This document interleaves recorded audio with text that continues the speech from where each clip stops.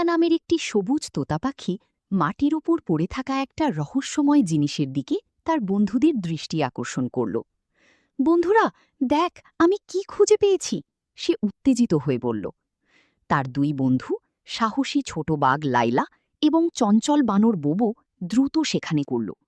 তারা লম্বা ঘাস মারিয়ে, নদী পেরিয়ে আর কর্দমাক্ত পথ অতিক্রম করে এগিয়ে চলল। মাঝপথে তারা দেখতে পেল এক বিশাল অন্ধকার গুহা। বোবো কিছুটা ভয় পেলেও লাইলা তাকে সাহস জোগাল। ভয় নেই বোবো, আমরা একসাথে আছি। টিকা তার ডানা ঝাপটি তাদের পথ দেখাল। গুহার ওপারেই তারা পৌঁছে গেল এক নয়নাভিরাম জায়গায়। চোখের সামনে তিন বন্ধু মিলে যখন বাক্সটি খুলল, তারা অবাক হয়ে দেখল সেটি সোনাদানা নয়, বরং জাদুকরি জলজলে বীজে ভরা।